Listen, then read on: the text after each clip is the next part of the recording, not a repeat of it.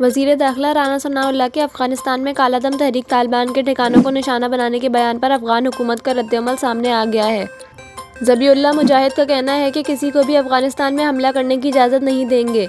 अफ़गानिस्तान पाकिस्तान से अच्छे ताल्लुकात का ख्वाह है। पाकिस्तानी हुक्काम को बात करते हुए मोहतात रहना चाहिए। इमारत इस्लामिया के तर्जुमान ज़बीउल्लाह मुजाहिद का कहना था कि किसी मुल्क को दूसरे मुल्क के इलाके में हमला करने का हक नहीं है। दुनिया का कोई कानून ऐसी जारियत की इजाज़त नहीं देता। अगर किसी को कोई परेशानी है तो इमारत इस्लामिया से बात करें, हमारी सिक्योरिटी फोर्सेस कार्रवाई कर सकती हैं। दूसरी तरफ अफ़गान वज़ारत दिफ़ा से जारी बयान में कहा गया है कि पाकिस्तानी हुक्काम का बयान बेबुनियाद और इश्तिआल अंगेज़ है। कोई भी मसला या तनाज़ा समझौते के तहत हल होना चाहिए।